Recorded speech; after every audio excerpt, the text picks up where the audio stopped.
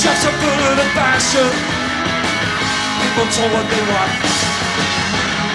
The street that was a part of the British monarchy. British monarchy.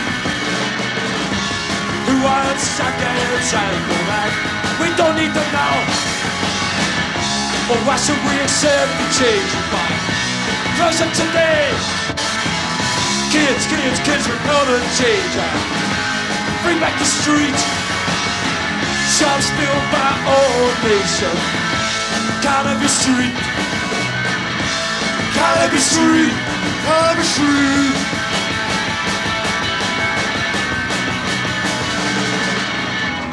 The street is a mirror for our country. Reflects the rise and fall of our nation. Nation!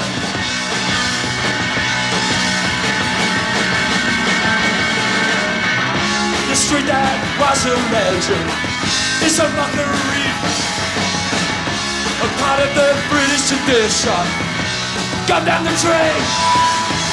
You don't need no passport to see its faults. Take a walk along that street, you go. See what I mean?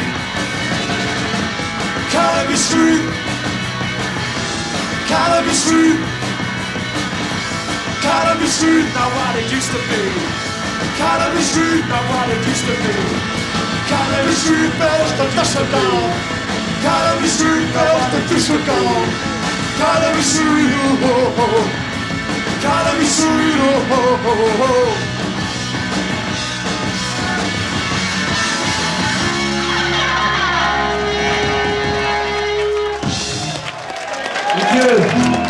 You get all silly over there.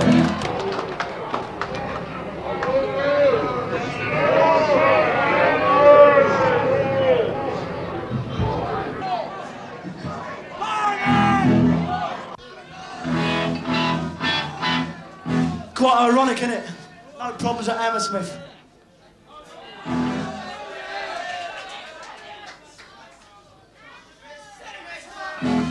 There's a tune you might know.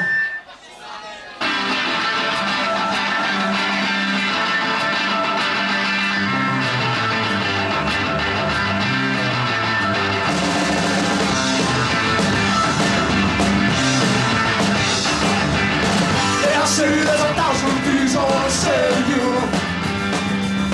Whenever I put you, you never look a fool. I wanna say, I wanna tell you about the young ages, about the time the days. They all say there's 1,000 faces are shining bright. As good as Christmas on the 25th.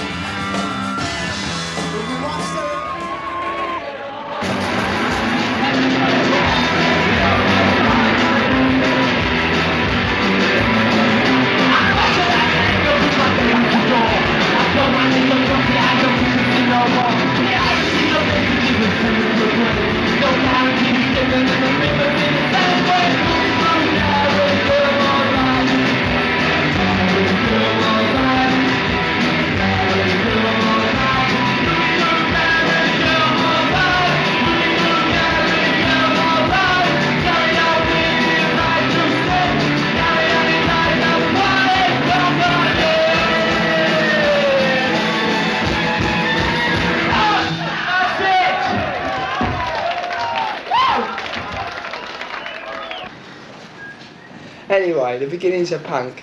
Alright, I'll let him talk, go on. Right, you let me talk. What was it? Yeah, in London last year, right, there was a pub scene. And you had various bands playing a lot of, you know, the pubs in London. A lot of people were having music in pubs, you know. Hope and Anchor, the Kensington, the Nashville.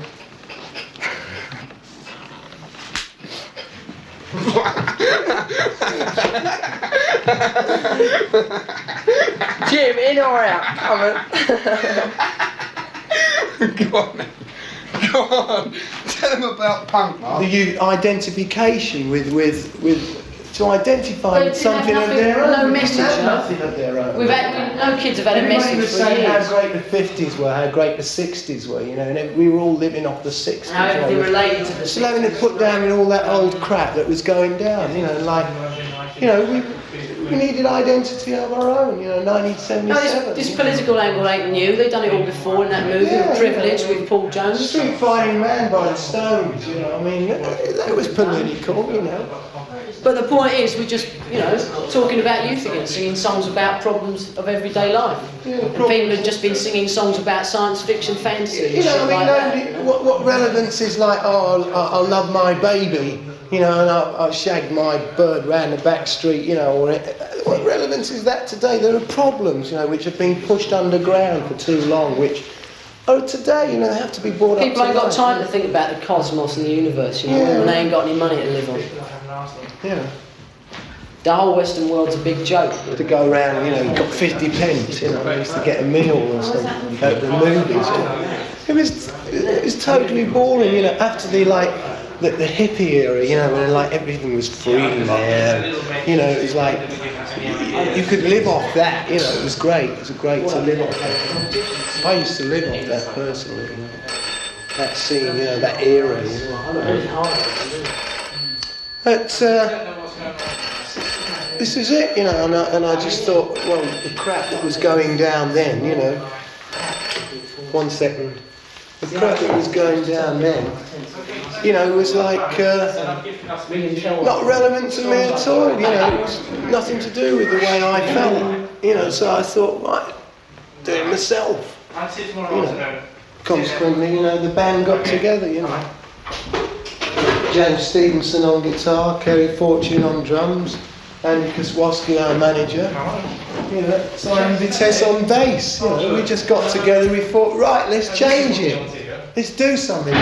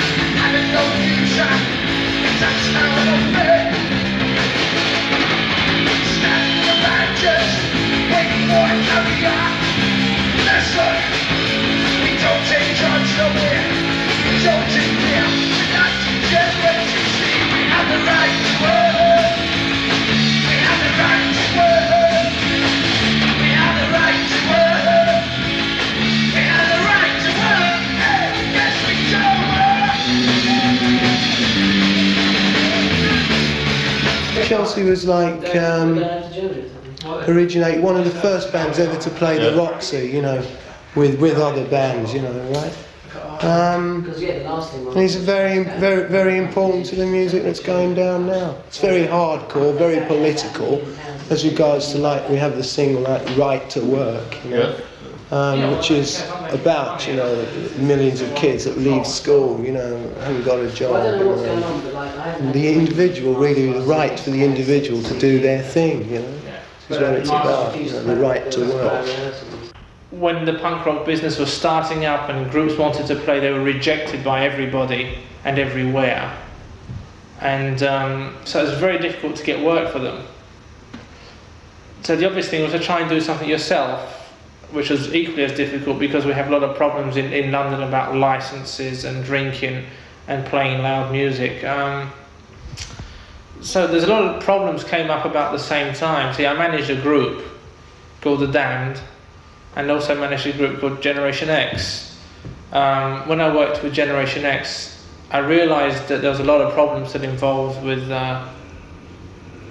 getting work for these bands. So the easiest thing probably was to find a place yourself. This I did by finding a club called the Roxy Club, and I put on the band called Generation X, and it worked very well, which we knew it would. At the same time, a lot of new groups were coming and playing in London all the time, so they obviously contacted me to put on their groups to play in the club.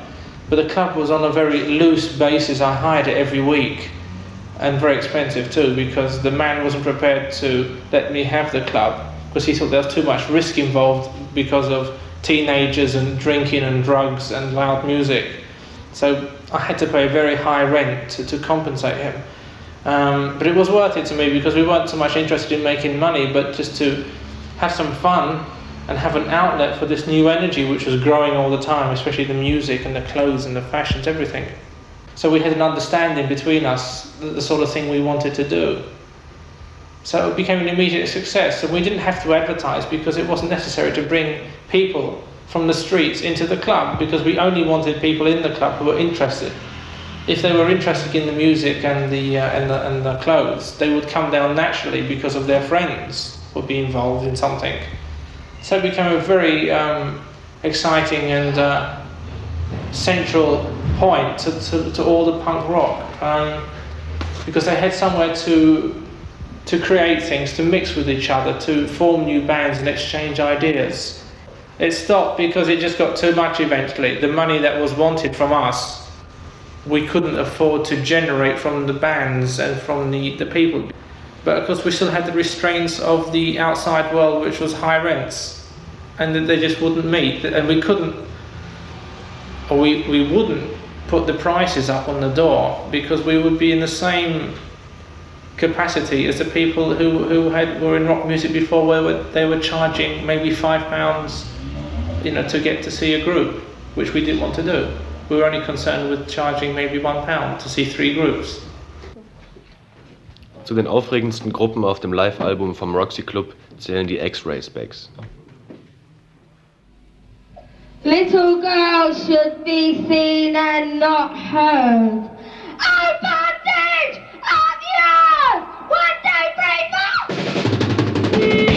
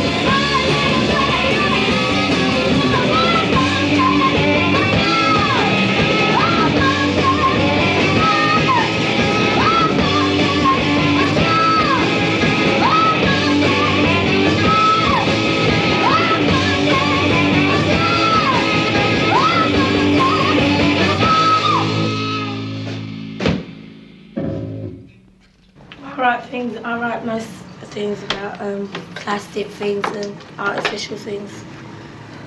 You could say they're social comments, but they're slightly different to what anybody else is writing.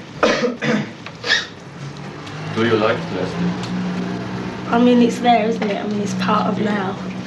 It's not a question whether I like it. It exists, and I'll just write about things like that in my immediate environment.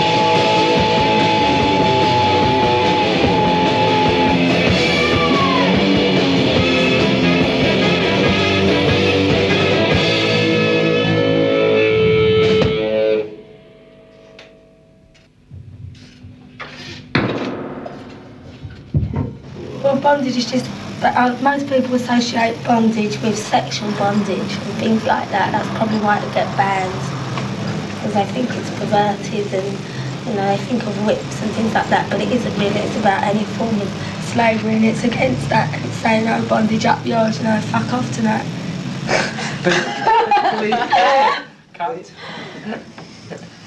Well, that's that one, really.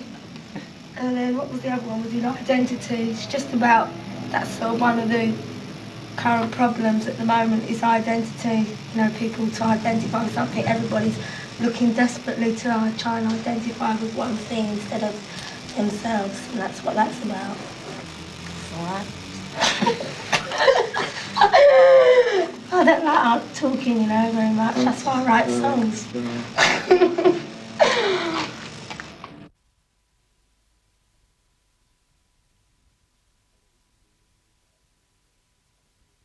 Eine Riesendemütigung für einen Engländer ist es, in einem Hochhaus ohne eigene Haustür zu leben.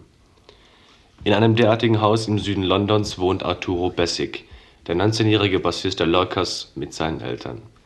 Die Lurkers bestehen seit ein paar Monaten und haben mit ihrer selbstverlegten Single Shadows großen Erfolg. It's just, I've always liked energetic music, but it became really stagnant over the last 4 years, sort of the heavy metal groups with long guitar solos and 20-minute numbers. And I know, I just like it because it's so accessible. You can get, it's really easy to understand because it's, you know, 2-minute numbers and you get straight to the point with no mucking around. Not like someone like, I don't know, Led Zeppelin or Black Sabbath or whatever. It's really too long drawn out and you can go to sleep. I've fallen asleep at a Black Sabbath concert before. Even the volume couldn't keep me awake. I was just really bored. But punk is so much more energetic and to the point, you know. There are some punk groups like the Clash with political and social statements. What do you think about it? I think they're really good. I think they needed to be said. A lot of groups are just singing about love all the time, and that's always been done for years and years. No one's ever sung political songs before, and it's about time somebody did, because it affects everyone all the time. There's no doubt about it. You can't get away from politics. It affects every move you make. From drinking a pint of beer to buying a car or whatever. It's all to do with politics, which really stem from money, and the Clash can put political situations and aspects of politics into really a short space of time, 2-minute numbers, and really get a point over about it. So I think it's really good that people are singing about politics. How long are you playing now with bass? With the Lurkers? No. Well, I've only been playing the bass since I've been with the Lurkers, which is about 4.5 months, 5 months. But I've mucked around just playing the guitar for about 5 years without ever doing anything. Just playing in my bedroom, you know, to myself, annoying my mum and dad, and making the ornaments shake on people's mantelpieces, you know, making the windows rattle. What's the first time I played with a group this time, the Lurkers, you know. It's really good. Better than all this stuff. What have you done before you become a musician? Worked as a storeman, gardener, packer in a factory, French polisher, newspaper boy. I was 10. Hot dog stand. I used to sell hot dogs at race meetings. I left school 5 years now, and I've been on the dole for about 3 years of that, haven't I? Off and on? Off and on for about 3 years out of 5, unemployed. Out of choice mainly. Boomtown Rats. Useless. Not as good as the Lurkers. But they're a lot of success. They are. Big record company behind them, putting all money into it. That's the only way you get a lot of fame. Corrupt. Sold out. Do you think you may be corrupt too by the business sometime? We haven't had the chance to be. No one's offered us any money. We've got managers, but they've got nothing. It's hard enough to get a packet of strings out of them. A set of strings, let alone £100,000 advance. To live in luxury, to live in this place, right up in the sky, talking to the birds as they fly past the windows. Now, question to the parents: what do you think about punk rock and your son now as a musician? Well, I'm glad he's gone on a bit, you know. Because before doing something he likes, yeah. I've always been aimless, haven't I? Yeah, drifting about. Never done anything until I was in a group. Yeah. Have you ever seen a concert of the Lurkers? No. Come with earplugs on. I've heard his records, though. What a record with you. It's alright. It's better than some of them, though. Yeah. My mum said it's as good as anything the Rolling Stones have ever done, didn't you? Didn't you, Mum? It's better though. They've had it. Got to America, they're not in English anymore, not in British. Sold out. That's a song Bob Wild, and it's called Shadow. They might be next. Hold up.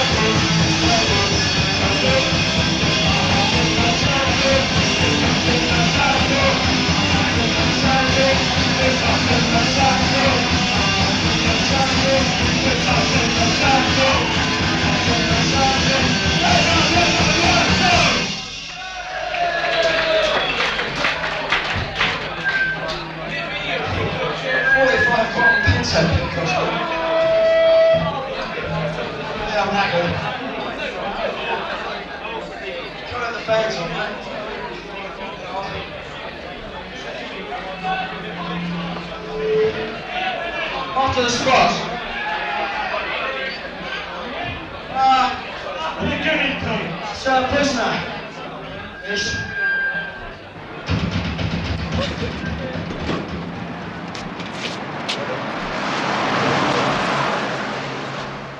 Das Red Cow in Hammersmith, wo die Lurkers spielten, ist weniger modisch als die Clubs der Innenstadt, dafür ist die Stimmung besser. Viele Bands haben hier angefangen, mittlerweile ist das Schild Free Admission aber auch schon durch Live-Music ausgetauscht worden. Vor den Lurkers sprang unangekündigt eine Band auf die Bühne, die meinte, Punk hieß, nicht spielen zu können. We've now turned up. Now let's get some music.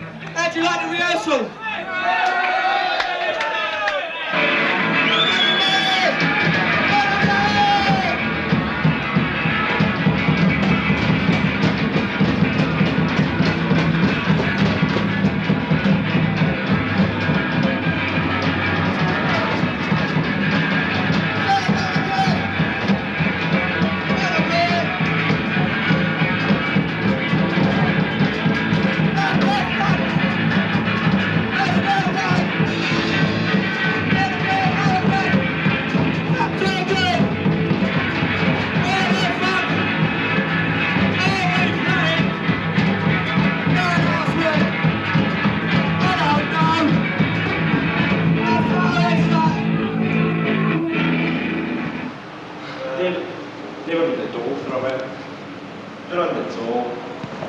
And it's true.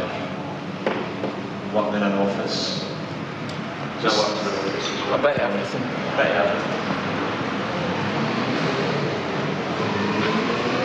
It's exactly about a year. It's exactly a year tomorrow since we formed. Tomorrow was our first anniversary. Yeah. Happy birthday. Your life is a foul, Yoko. You're a pain in the arse, Yoko. You make me despair, Yoko. Cause you just don't care. You're a muscle boy. Try so hard to be kind. You're a muscle boy. You're without a mind. You're a muscle boy. Try so hard to be nice. You're a muscle boy. You're as cold as ice.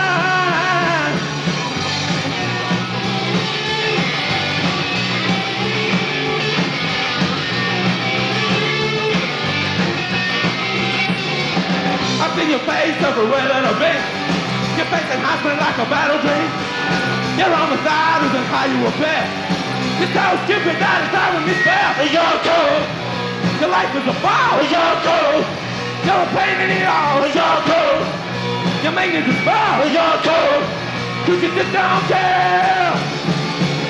Yoko, your life is a foul. Yoko, you're a pain in the arse. Yoko, you make me despair. Yoko, cause you just don't care.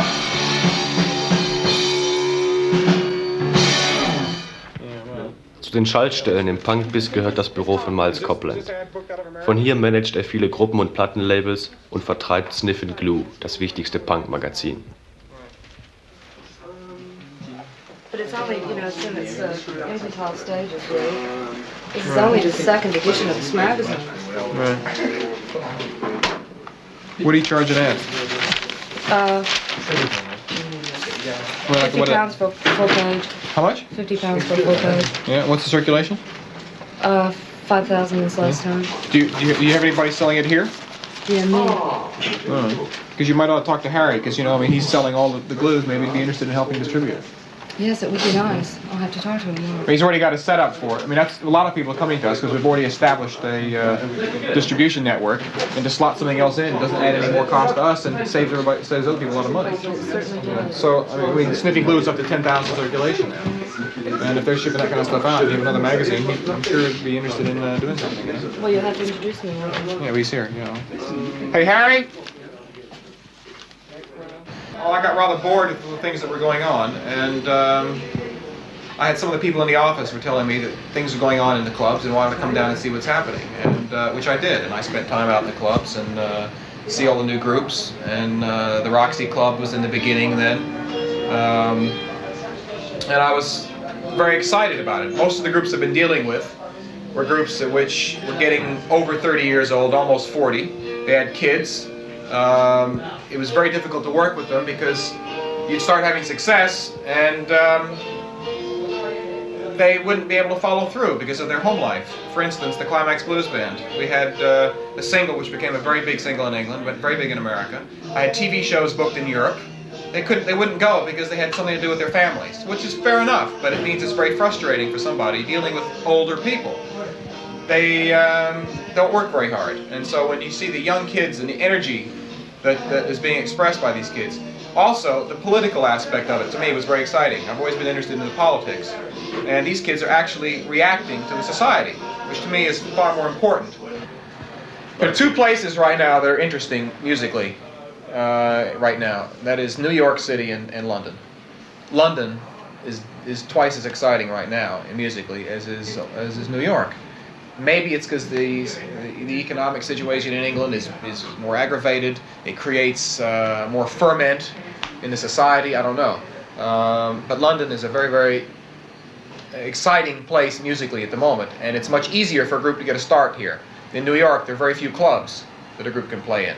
There's CBGB, there's Max's, and one or two others. In London, there's 20, 30 clubs. All over the country, there's more clubs. So it's easier for a group to get in front of the people. I know you don't like folk music. By the way, I'm wearing a pair of Joan Baez's dirty panties. She wore them at the 1964 Newport Folk Festival. I was a big fan of hers back then, you know. I was only three years old. I didn't know no better, you know. She's okay. This is for all you jerk-offs in the audience. Ooh, look at the wankers.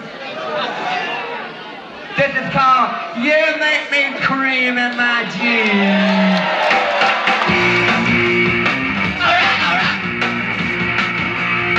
Yeah. Yeah.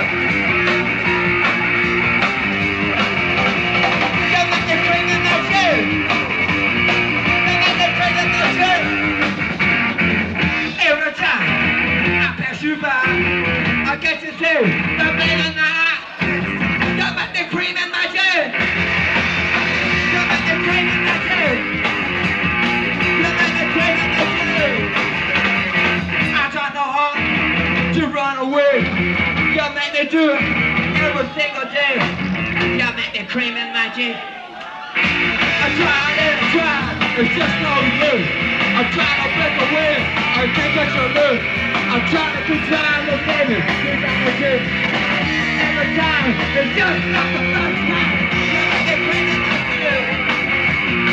You make me cream in my jeans.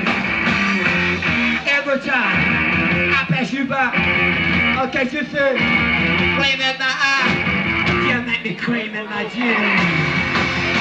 You make me cream in my jeans. You make me cream in my jeans. You make me cream in my jeans. You make me cream in my jeans. Yeah.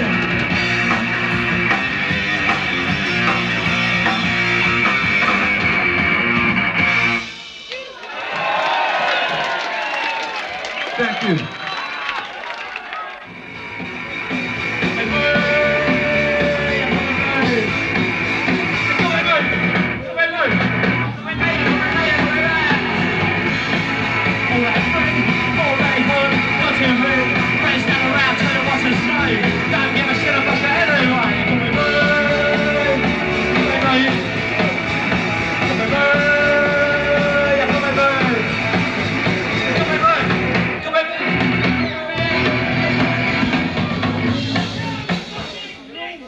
That's it, see ya.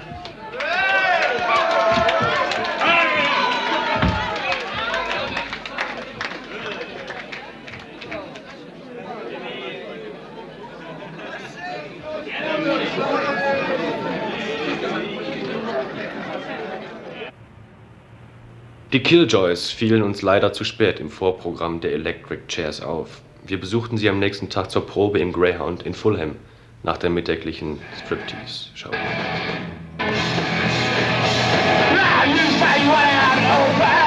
don't know what the fuck you're talking about. The press on in London cause you scream and shout.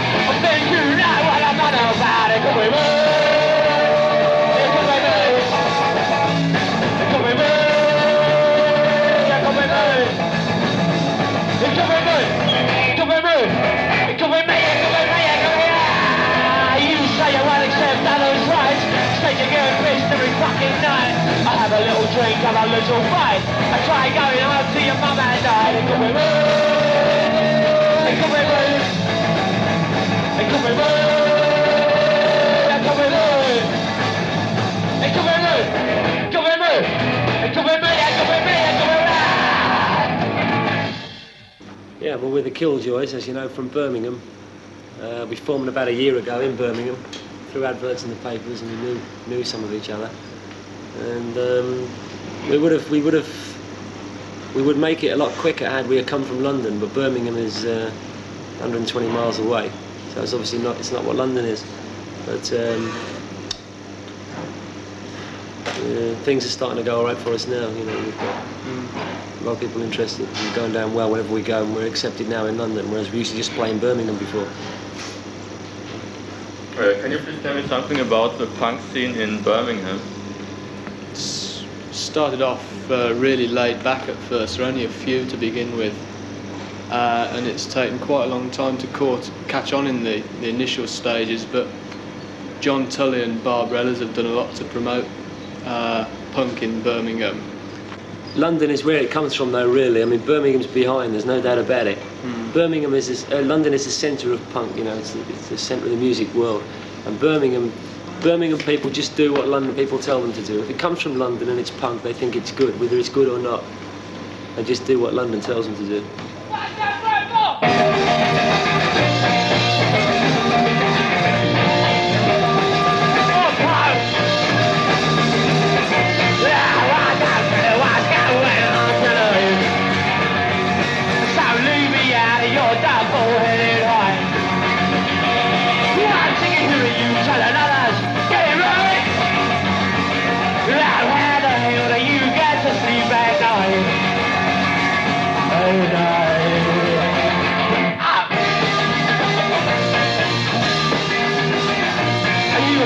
Position every time they put a pen in your hand. I was looking for a scapegoat, someone else's band. It's time to take a look around you, you really ain't going nowhere. You just got me running circles, so stop pretending that you care. That you care. Make the plans, you chose like it in your hands. You don't like it, someone play, and you go to sleep.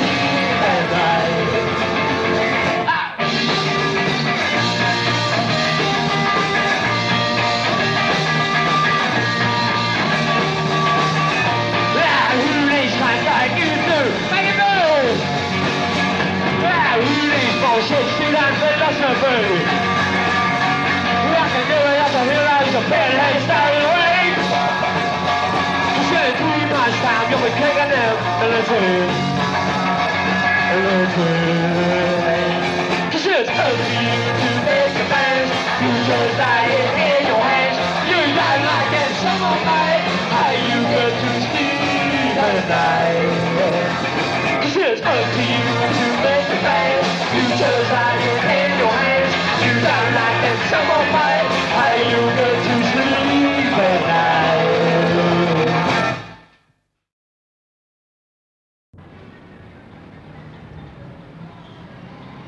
The way the shop was started, it was started as not as a record supermarket, but as an agitprop shop, which had a political point of view. Go and get options. And people can come in and just sit down and sort of talk about things. You can't do that in most other shops. In most other shops, they want you to come in and like buy a record and go out, or buy whatever they're selling, and they just want to get rid of you, you know, because there's no interest in anybody talking or doing anything. That's why people come in and read the magazines and do things like that. It was obvious that this shop would know about punk music from the beginning, because people that work in this shop spend their time going to gigs. And if you go to gigs, you know what's going on, because people tell you what's good. And if you've got ears to listen, you go along and see what's happening. I mean, that's the only reason why this shop was at the start of the new wave, because everyone here was involved in it. I mean, and as soon as we first heard the music, we knew that this was the kind of music we've been waiting for a long time. I mean, people come in to buy records and their attitude would be, well, I must get a new sound for this week. They get a piece of oral wallpaper and they take it home and they sit in their rooms and listen to it. Well, all that changed when people realised that there was a record that they really wanted to hear, not because it would make them sit down and forget about the world, but because it would make them get up and do something about the world, or at least feel good enough to go out and be on the street, and that was a change. It's just, I mean, it's just a matter of us realising that something was going on. And that whole Mr. Jones syndrome, you know, something is happening. But now it's getting bad because like people are coming and just buying every record without even thinking about it and not listening about it. Just because it's punk or something like that. You've got certain groups where they just buy straight on every time. It's just become a trendy thing now, isn't it? That's all. Punk is just a trend. It's a fashion. Yeah, it's just a fad. Well, they're still, I mean, I'm still optimistic about something. Oh yeah. It's like platform and like boots, with people isn't it? getting in, like people getting into reggae and stuff like that, because that's exciting music and it's interesting. Because the major record companies don't think that No, it's it's a import. mass market record, and having made that decision, they're not interested in making those records available to the public. And if they're not available, people can't buy them. And given the fact that the music is made by black people, and there's a tremendous amount of racialism amongst white people in their attitude towards blacks, that also plays a part in it. But I mean, we feel really excited because boundaries are beginning to be broken down. We're finding that a lot of shops around the country are interested. In Germany too, I mean, we send records to a shop in Berlin. All right, I think they're a great band and you all ought to fucking get them a good hiding, right? Because here comes the adverts, right?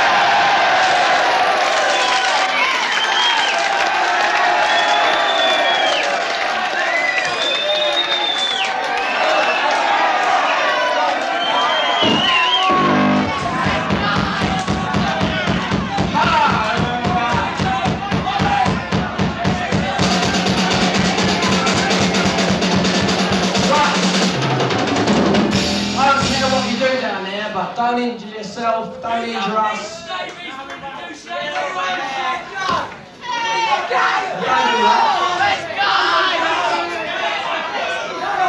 Part of these words of wisdom. Let's do it. One go, one day!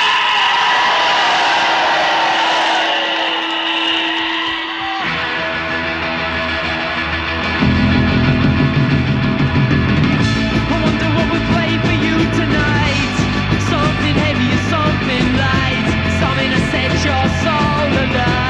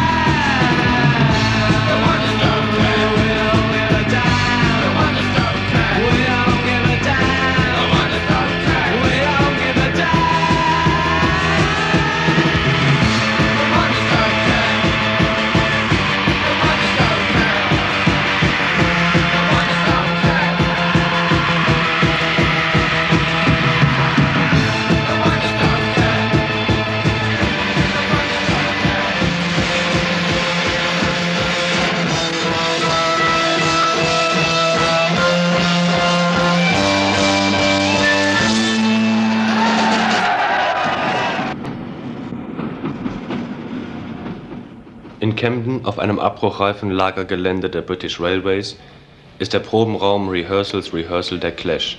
Er steht vielen neuen Bands zur Verfügung, im Moment Subway Sect.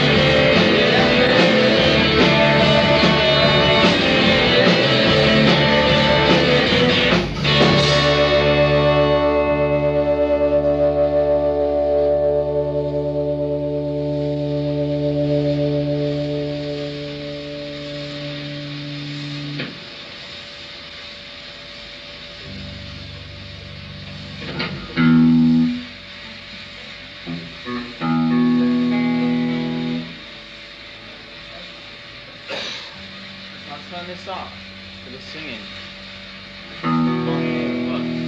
Turn this up.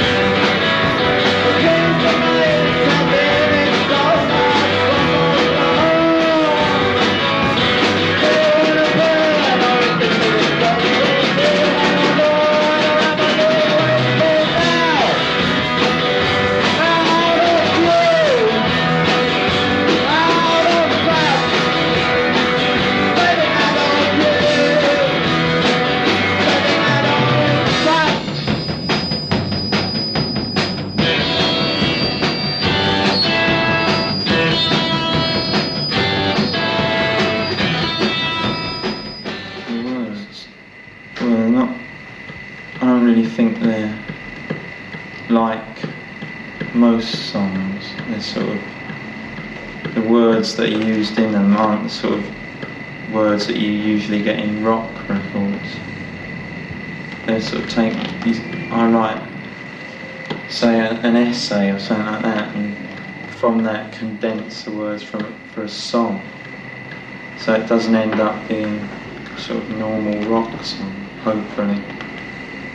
It's formed about a year ago, exactly. And since then we've sort of been playing with different drummers. Playing with one drummer and then stopping for about 3 months. Because we'd never had one drummer that we liked. Why do you play punk rock? I don't really think we do. Exactly, we don't play what everyone thinks is punk rock. We're more like sort of Buddy Holly, I reckon.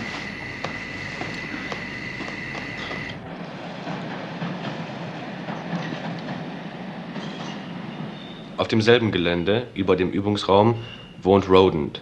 Rody und quasi 5. Mann von Clash. Oh yeah, load of old bollocks. That's where we were. Load of old bollocks. That's what all the new bands are. Nearly all of them copy the Sex Pistols or the Clash. Half of them are jumping on the bandwagon, and they're a load of crap. There's a couple of good ones. The Slits, interview with them, singer's German, can speak to her. There's this group downstairs, Subway Sex, they're okay, they're a bit different. But most of them are all like the same. They're all, you just get bored watching them. It's like when it started, wanted lots of different sorts of groups, not lots of groups all trying to copy each other. That's why like Clash and Sex Pistols are the only two like of the old ones that were any good. All the rest sort of just copied. What do you think about reggae music? About what? Reggae music. Oh, Reggie. I've seen it. Green for the land, yellow for the sun that gives life to the land, red for the blood that was spilt for the land. It's great. Love it. I think it's like, it's good. A lot of bands are influenced by reggae. What do you think about? Well, a lot of bands were influenced by the Clash and the Sex Pistols liking reggae. No, a lot of them didn't know what it was until sort of 10 months ago. All they thought reggae was I make da da dee da da. They thought it was all Desmond Dekker and things, but they sort of like, lots of them didn't bother with it until recently, when it became fashionable. What have you done before you become a roadie of the Clash and the Pistols? As little as possible. Unemployed most of the time. Didn't work, didn't like working. Shall I tell them I was in prison? 2 weeks. Yes. And why? For insurrectionary activities. Expropriation of substances from other people, richer people. Stealing. Political activities. That's what the Angry Brigade man said in court.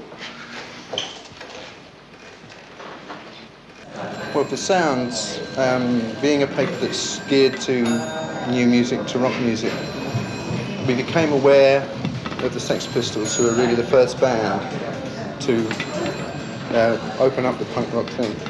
The music papers, along with everybody else, was tired of the old game, the old music business game, and in consequence got very involved and very interested in punk rock. And Sounds was one of the first to really pick up on it and to explore it. And maybe, although this is more a case of the national press, to exploit it a bit. I mean, the national press have exploited punk for its sensation value and the violence really stems from their coverage and the fact that they've only really given coverage to the more violent aspects, not to any of the ideals, and certainly not very much to the music at all. They fail to understand the music, and they fail to understand the ideals behind the change, because I guess it affects their readership. Their readership is basically the generation with which the punks are not, or are disaffectionate. And in some cases, they have encouraged the violence between a non-existent group of TED. They're not really. There is no real TED movement as such. That whole movement died out in the 50s. That was when they reached their peak. That was when they were the new young rebels, and it's now just maybe even kids who've got nothing better to do on a Saturday other than go in search of some violence or something that will give them a chance to appear in the papers. Well, we're Teddy Boys. We like rock and roll because we think there's never been a better music, and we like our style of dress because we think it's the best. I don't like punk rockers, but there'll always be fights between different factions.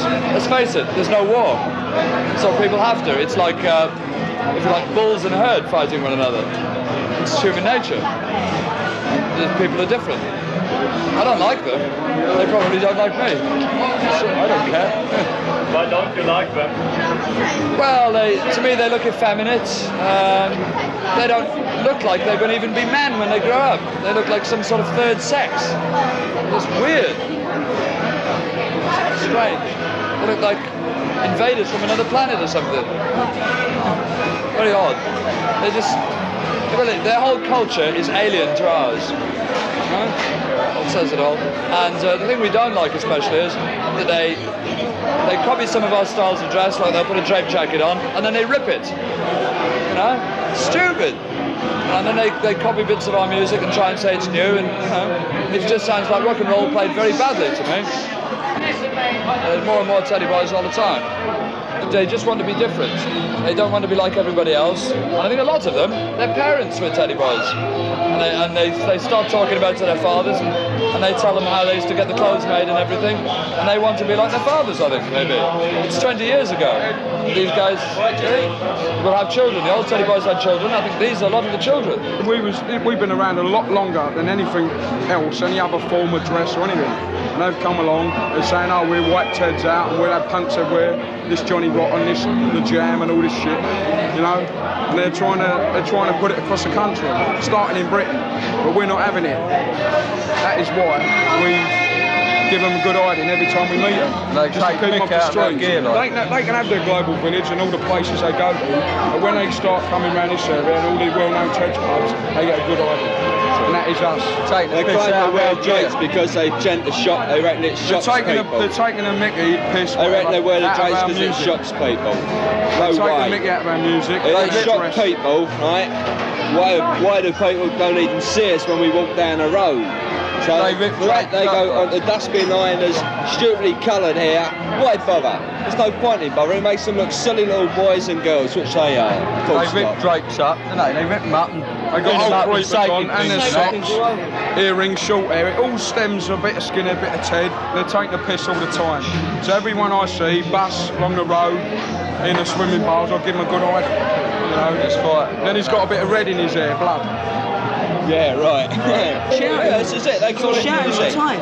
Right. They call it music. What do they call it? Right, they call it dancing. They reckon dancing is jumping up and down like they're on a pogo stick. Is that dancing? No, it ain't. What energy can you burn up through that? And he had a dog collar on with a dog's chain round his neck and a little bit of leather where you hold onto the dog light at the end, and he had tickets all stuck over him with safety pins, and he just had all his shirts ripped, everything, and there's nothing good about that, is there? They look idiots. Take Mickey all the time. They basically started it by saying they're going to wipe Ted's out. Ted's live in the past. Alright, fair enough, the style lives in the past, but Ted's live for today, the music today. Rock and roll still lives and always shall live. It started way back, what, 1940s? Something like that. In fact, some of those very first records, something about 47, 48, something like that. Okay, and it's been going from then, and it's going today, and it'll be going tomorrow, and 20 years hence. Right, punk rockers come along and say, Okay, we're clever, we're big, we've got music. They may call it music, but it's not. They said they was going to wipe Teds out. No way. That's why they get hiding. They get themselves beaten up because they reckon they're bigger than us. The fights between Teds and punks, it's not a new thing in a way, really, because you used to have the fights with the mods and the rockers, and the skinheads and the Pakis, Pakistanis. But in general, the youth of any generation, if there's not a war on, they like to use their aggression up in some way at football matches and things like that. So they've got an ideal thing to have a go at, which is the punk, from Ted's point of view anyway. It's very difficult to sort of say that they just like fighting for the sake of fighting, but they feel as though they've got to use their energy on something. Im angesehenen 100 Club nehmen die Jam, die sauberste Punkband, mit großem technischen Aufwand ihre erste Live-LP für Polydor auf. Alle ihre Konzerte sind ausverkauft, auch wenn der Saal doppelt so groß ist wie der hier.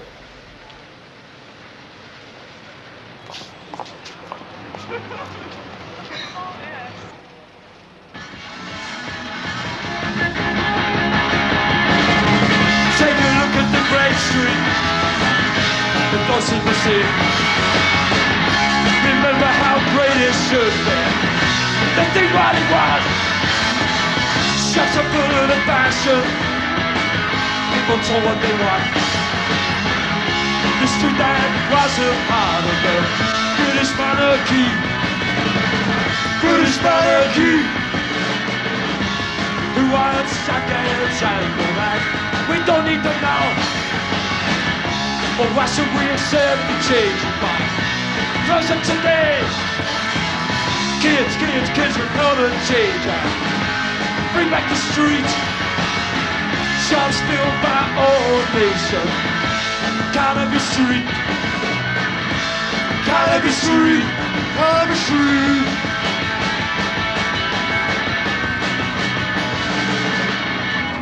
The street is a mirror for our country, reflects the rise and fall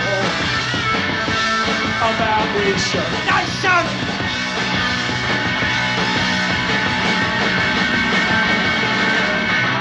The street that was a legend is a mockery, a part of the British tradition. Come down the train, you don't need no passport to see its faults. Take a walk along that street again.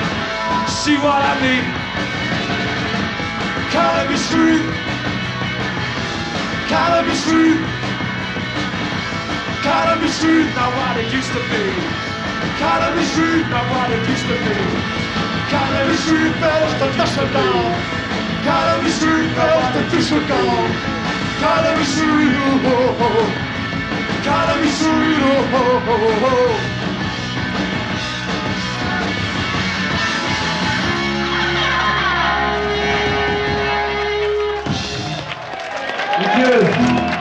Good old Slater, brother.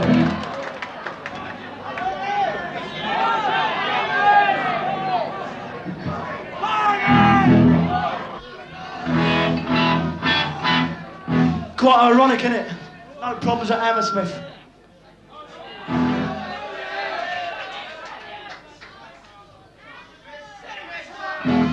There's a tune you might know.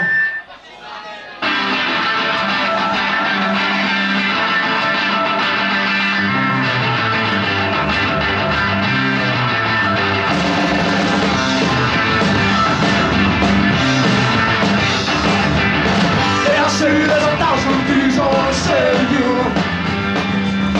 but whenever I put you, you never look a fool. I wanna say, I wanna tell you about the young ages, about the time they're days. They'll say that 1,000 babies are shining bright, as good as business on the 25. We'll be watched it. We gonna tell them about the old ideas, about this and about the surgery time. Yeah.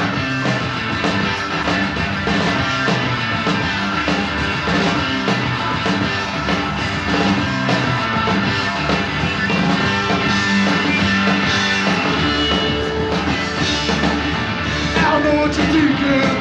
You still make out a crack. But so better listen, man, because it takes no words out. And I say there's 1,000 men universe. How come they now have the right to kill a man? When we watch there, we gonna tell about the images. And they make all of us a fucking shrine. And you said it. And you said it. And you said it. And you said it. And I'll say there's 1,000 things I wanna say to you.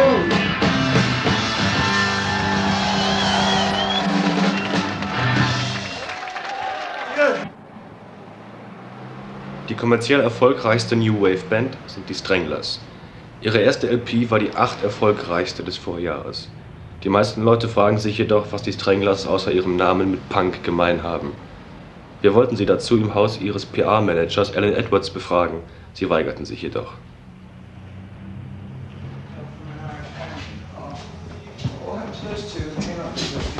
Right, one of those. One of the pictures. Oh, they're going to do it? Hey, look, I'm not on it. We want to stay. Why you don't want to stay in our movie? Hey? Right, give me a We want you, only your statement why you don't want to stay in our movie. Because I'm no prostitute. And you don't do. I don't want to sell any records in Germany. I want German bands to sell them in Germany. And you hate Germans, you say? Hey? Majority, yeah. Simply because we are Germans. No, because simply because you take and you don't give, you've got a lot of responsibility to the idea of Europe, and you're just taking. I'll play to the people who want to hear us in Germany, but otherwise I couldn't care a fuck.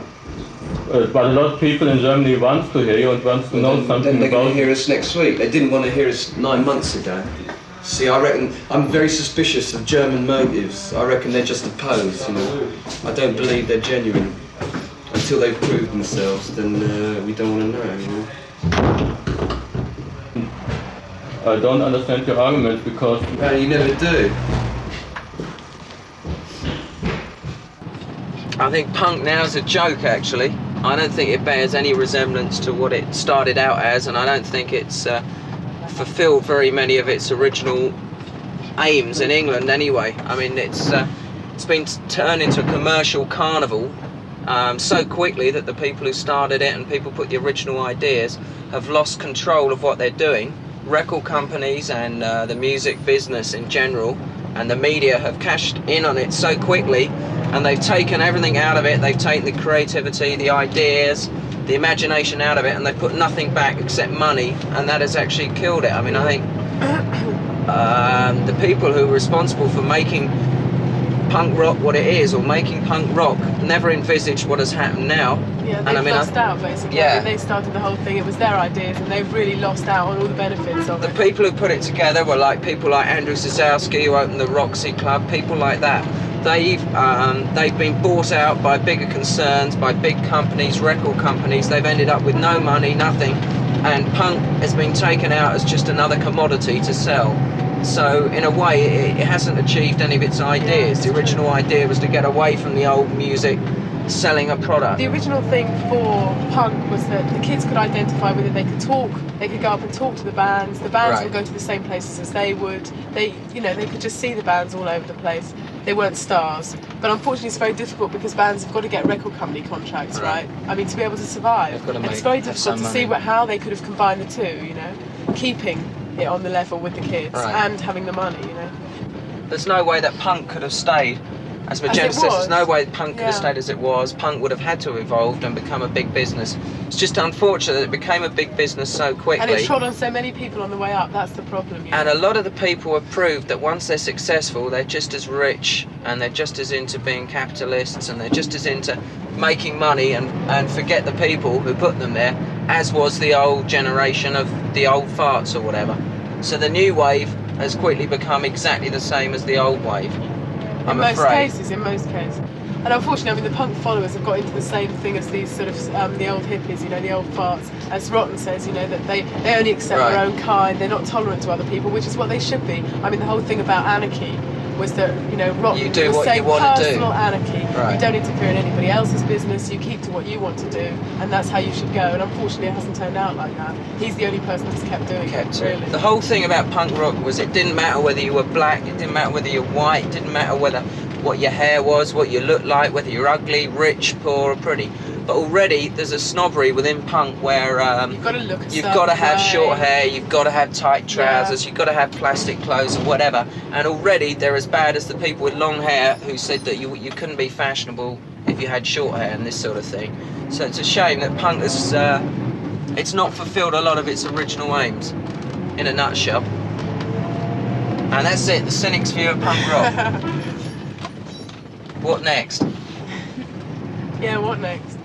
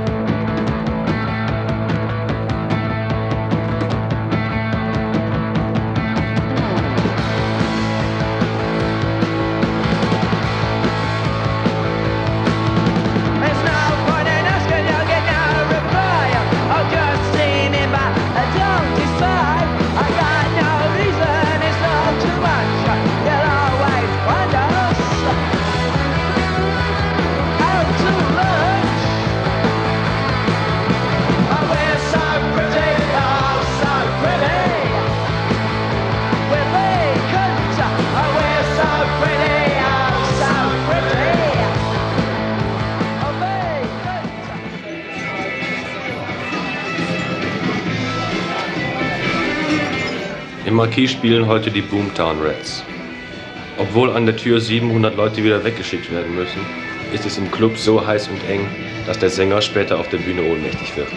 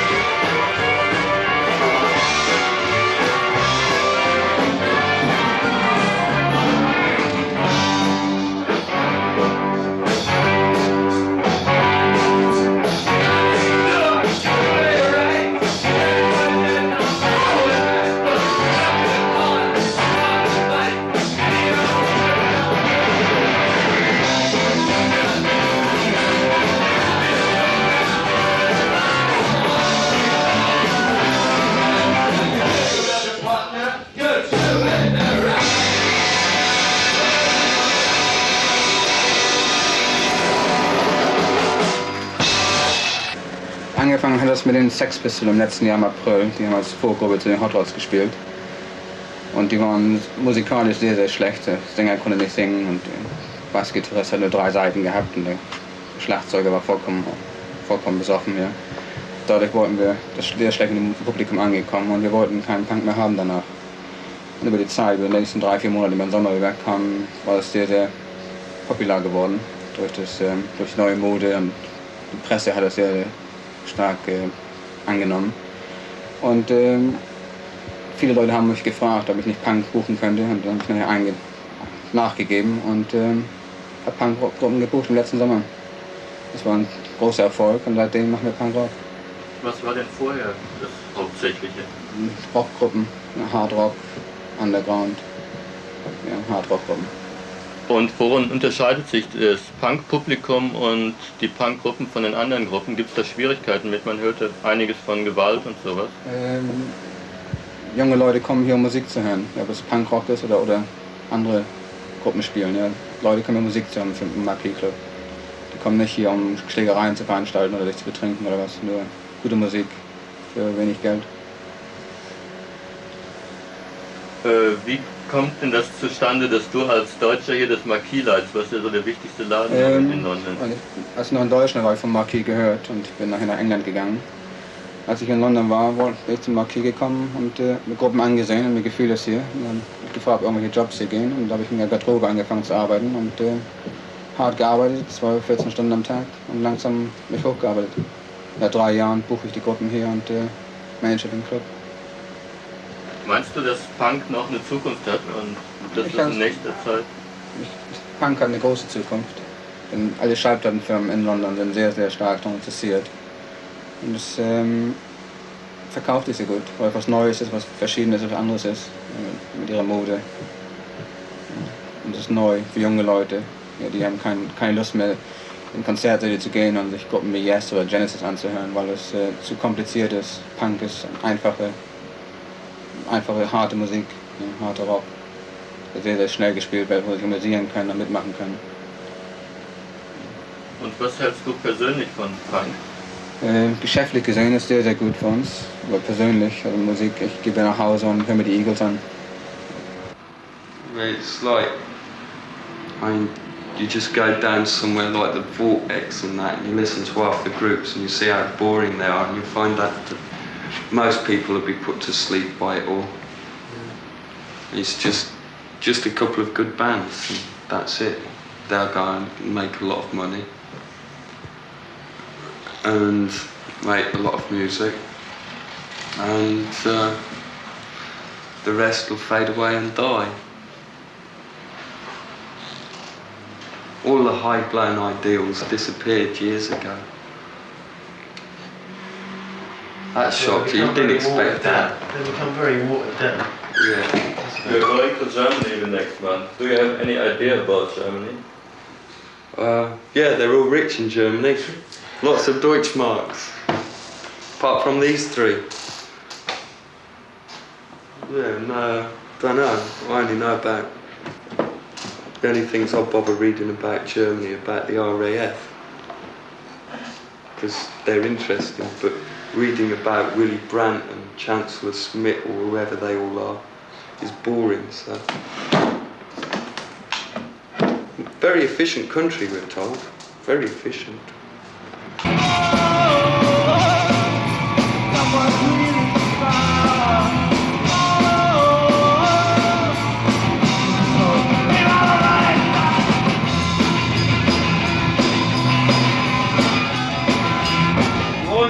And he met me, yeah, and then he met him, and we met him, right? Then we both bumped into him. that? Yeah. Right. That's how we met. It was coincidence. And then we all met him together. And here we are, fucked up. And then we met him coming in there. That was the worst time. And that's when we decided no, we formed about a year ago. Yeah. 2 years ago, wasn't it? No. People ask us this question all the time, you know. I'd say 18 months. 18 months, right?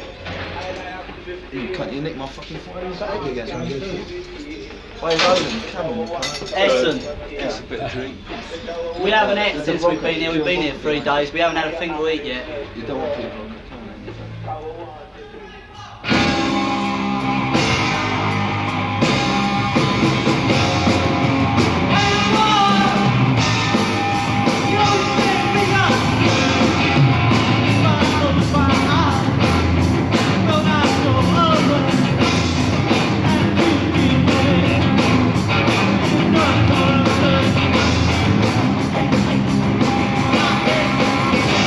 All the nations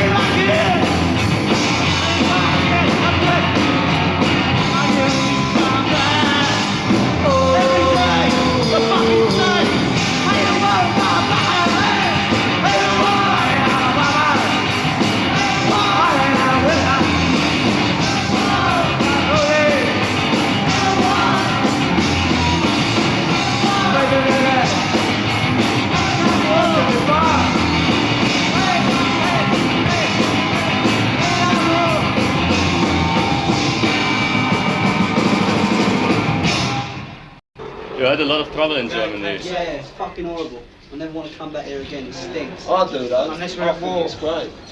So far. What do you think But of it's the German bird? I've been in hotels and it's been really horrible. People, a lot of older people have been very sort of like nasty to us. They're not sort of helping us at all. But it's the young people who are great. They're great at like the concert tonight. They've thrown us The in the reaction. fucking slammer. They ain't got a fucking hotel for us. The gigs are fucking Yeah, useless. we ain't got a Everyone's asleep. hotel. We got the police came round, dragged us out from the hotel. You know, I mean, we really want to like Germany. Yeah, well, I do anyway. I think it looks great.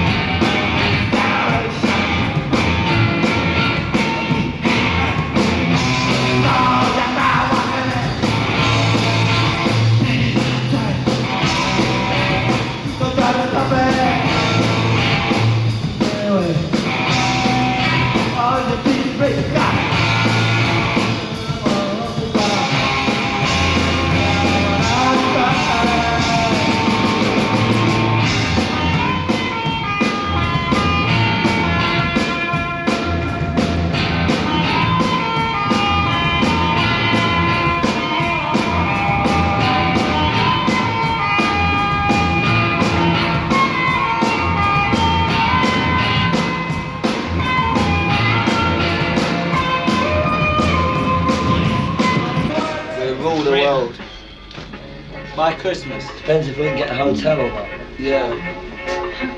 A hotel, a kingdom For a hotel. The group for a hotel.